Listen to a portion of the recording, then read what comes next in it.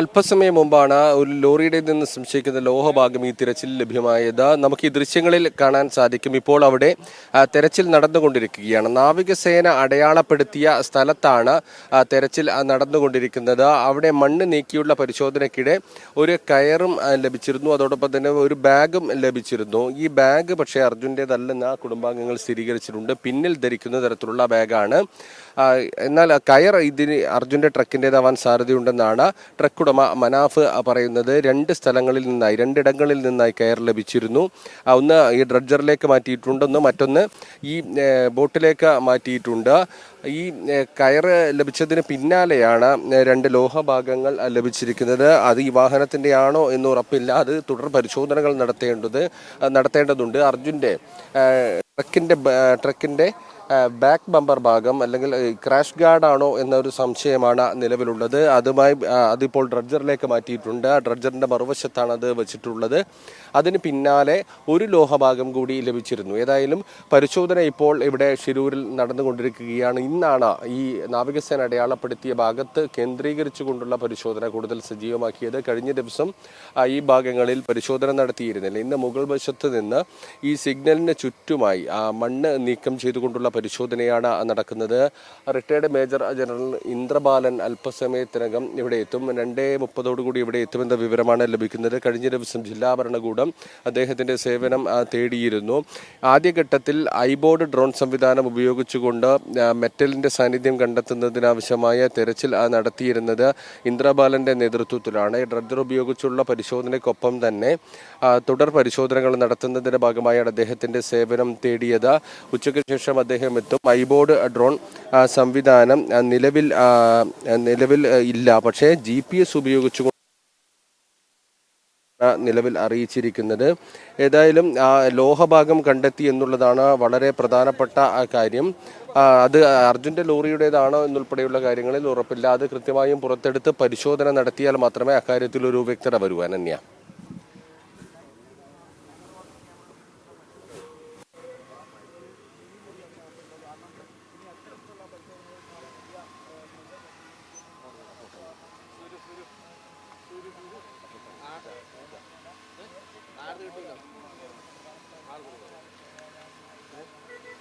അപ്പോൾ സത്യത്തിൽ ഞാൻ വന്നത് അവിടെ ആ പോസ്റ്റിലങ്ങനെ ഒരു പടമുണ്ട്. സത്യത്തിൽ ഇവൻ്റെ പടം എടുക്കാനാണ് ഞാൻ വന്നത്. എത്ര സമയം ഞാൻ അക്കരെ കൂടുതൽ ഇക്കരെ വരെ ഉണ്ട്. ഇത് ഇപ്പോൾ പോയ ഭാഗത്ത് അനന്യ, പരിശോധന കൂടുതൽ സജീവമാക്കാനാണ് തീരുമാനം. ഈ ഭാഗത്ത് കേന്ദ്രീകരിച്ചുകൊണ്ടുള്ള പരിശോധനയാണ് നടത്തുന്നത്. നാവികസേന അടയാളപ്പെടുത്തിയ പ്രധാന പോയിന്റിൽ, സ്ട്രോങ് സിഗ്നൽ ലഭിച്ച പോയിന്റിൽ പരിശോധന നടത്താനാണ് തീരുമാനം. ഇന്ദ്രബാലന്റെ സഹായം കൂടി ലഭ്യമാകുന്നതോടുകൂടി GPS പരിശോധന കൂടി സാധ്യമാകുമെന്നാണ് മനസ്സിലാക്കുന്നത്. ഈ പുഴയിൽ ഇറങ്ങിക്കൊണ്ട് GPS സിഗ്നൽ പരിശോധിച്ചുകൊണ്ട് മെറ്റലിന്റെ സാന്നിധ്യം ഉണ്ടോ എന്നുൾപ്പെടെ പരിശോധിക്കാനാണ് തീരുമാനം. ഗോവ വഴി അദ്ദേഹം 2:30-3 മണിയോടുകൂടി ഇവിടെ എത്തുമെന്നാണ് മനസ്സിലാക്കുന്നത്. ഏറ്റവും പ്രധാനപ്പെട്ട കാര്യം ഈ ലോഹഭാഗത്തിന്റെ സാന്നിധ്യമാണ്. അത് ഏത് വാഹനത്തിൻ്റെതാണ് എന്ന് ഉറപ്പുവരുത്തണം. കഴിഞ്ഞ ദിവസം ഈ ഭാഗത്ത് നടത്തിയ പരിശോധനയിൽ എഞ്ചിൻ ഭാഗം, അതോടൊപ്പം തന്നെ ക്യാബിൻ ഭാഗം, 2 ടയർ ലഭിച്ചിരുന്നു. അത് ഈ അപകടത്തിൽപ്പെട്ട ടാങ്കർ ലോറിയുടേതാണെന്ന് സ്ഥിരീകരിച്ചു. ഇപ്പോൾ ലഭിച്ച ലോഹഭാഗം ടാങ്കർ ലോറിയുടേതാണോ അല്ലെങ്കിൽ അർജുൻ്റെ ലോറിയുടേതാണോ എന്നുൾപ്പെടെയുള്ള കാര്യങ്ങളിൽ വ്യക്തത വരേണ്ടതുണ്ട്. നിലവിൽ അത് ഡ്രഡ്ജറിൽ സൂക്ഷിച്ചിരിക്കുകയാണ്. ഏതായാലും ഈ ലോഹഭാഗങ്ങൾ ലഭിച്ച സ്ഥലത്ത് കൂടുതൽ പരിശോധന നടത്തുന്നു. ഈ കയർ ലഭിച്ച സ്ഥലത്ത് പരിശോധന നടത്തുന്നു. കയർ കൂടുതലായി കണ്ടെത്തിയിട്ടുണ്ട്. ഓരോ തവണ മണ്ണ് നീക്കം ചെയ്യുമ്പോഴും കയർ ലഭിക്കുന്നുണ്ട്. ആ കയർ ലഭിച്ച ഭാഗത്ത് കൂടുതൽ പരിശോധന നടത്താനാണ് തീരുമാനം. ഇതിൻ്റെ താഴെ ഭാഗത്തായി കഴിഞ്ഞ ദിവസം ഈശ്വർ മാൽപ്പെ നടത്തിയ പരിശോധനയിൽ വെള്ളത്തിനടിയിൽ മണ്ണിൽ പൂണ്ടു നിൽക്കുന്ന നിലയിൽ മരത്തടി കണ്ടെത്തിയിരുന്നു.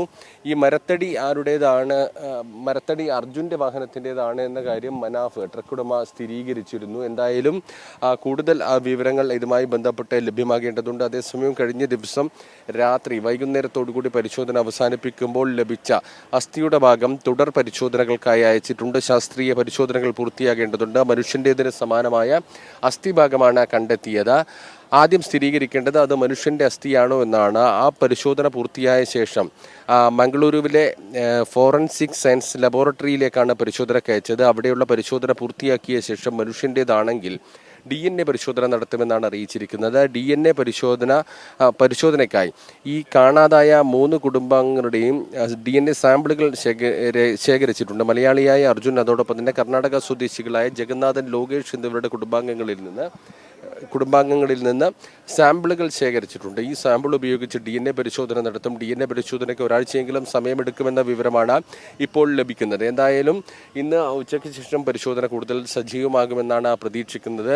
റിട്ടയർഡ് മേജർ ജനറൽ ഇന്ദ്രബാലൻ കൂടി പരിശോധനയുടെ ഭാഗമാകുമ്പോൾ, അതോടൊപ്പം തന്നെ SDRF NDRF സംഘം കൂടി സ്ഥലത്ത് പരിശോധനയ്ക്ക് സഹായം ചെയ്യുന്നതിനായി എത്തും. നാവികസേനയുടെ സേവനം ആവശ്യമാണെങ്കിൽ തേടുമെന്നാണ് നിലവിൽ അറിയിച്ചിരിക്കുന്നത്. അനന്യ.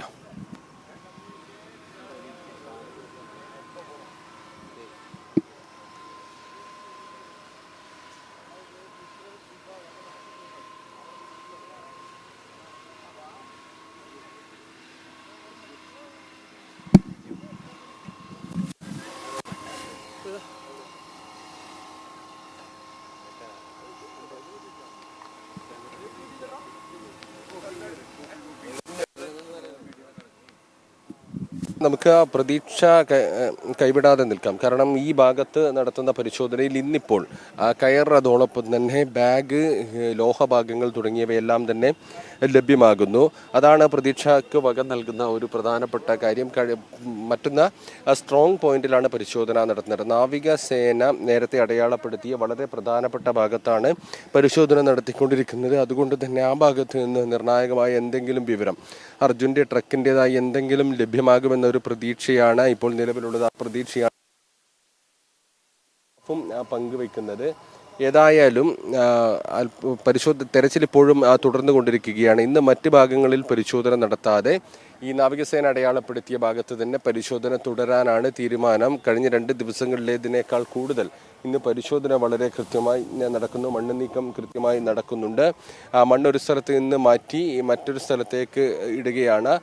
ഇതിന് ചുറ്റുമായാണ് പരിശോധന നടക്കുന്നത്. ഈ സിഗ്നലുള്ള സ്ഥലത്ത് അടയാളപ്പെടുത്തിയതിന് ചുറ്റുമായാണ് പരിശോധന നടത്തുന്നത്. ഏതായാലും വരും മണിക്കൂറുകളിൽ വളരെ പ്രധാനപ്പെട്ട വിവരങ്ങൾ ലഭ്യമാകുമെന്ന് തന്നെ പ്രതീക്ഷിക്കാം.